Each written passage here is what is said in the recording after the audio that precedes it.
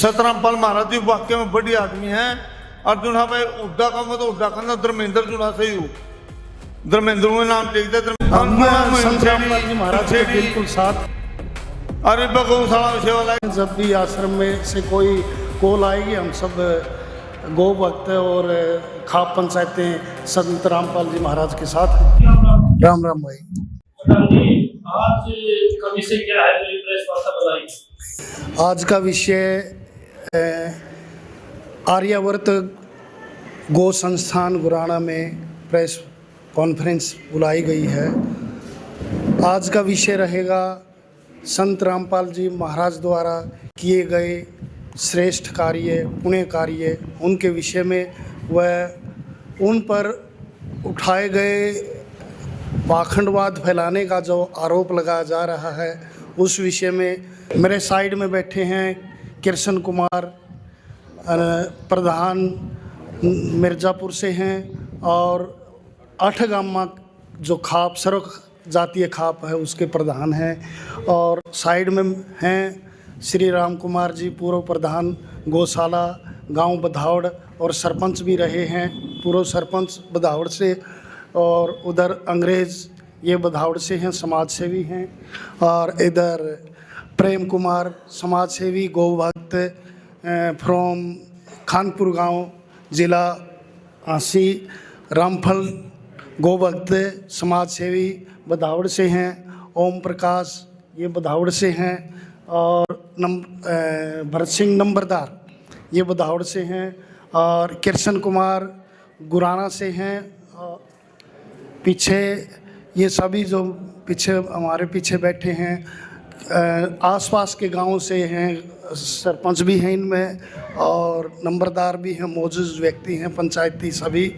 तो यहाँ गौशाला में पहुंचने पर हम सबका स्वागत करते हैं। आप सब पत्रकार साथियों का भी तहे दिल से स्वागत करते हैं। संत रामपाल जी महाराज जन सेवार्थ जो कार्य कर रहे हैं वो बहुत ही सराहनीय कार्य, समाज सेवा के लिए, गरीब किसान के लिए, गौओं के गौवंश के लिए, हर जीव के लिए, और गरीब के घर तक अन्नपूर्णा के तहत अनाज पहुंचाया जा रहा है, खाद्य सामग्री पहुंचाई जा रही है, और जिसके पास छत नहीं है, गरीब है, उसको आवासीय सुविधा दी जा रही है।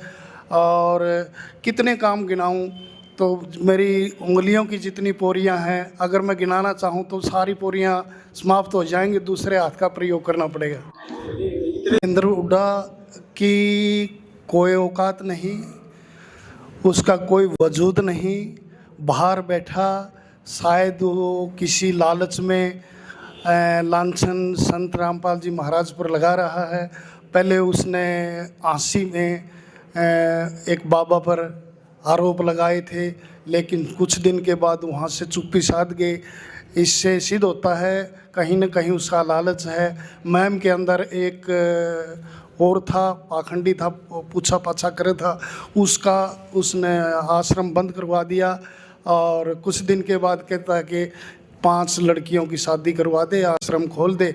तो यहाँ से भी उसकी मानसिकता का पता चलता है, कहीं ना कहीं लालचवंश आकर वो ऐसे संतों पर या खाप पंचायतों पर लांछन लगा रहा है।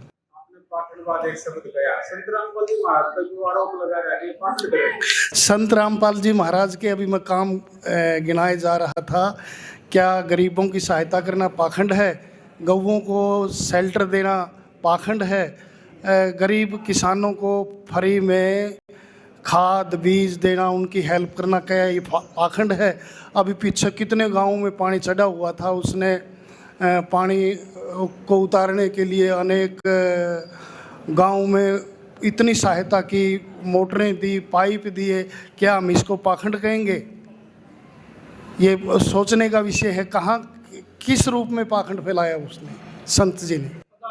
धर्मेंद्र उड्डा ने खाप पंचायतों को भी चरणों में हो जाते हैं, पत्थर देखते हैं, और खापों को भी टारगेट किया उन्होंने। ऐसी कोई खाप नहीं जो संत रामपाल जी महाराज से नाराज हो, और जो धर्मेंद्र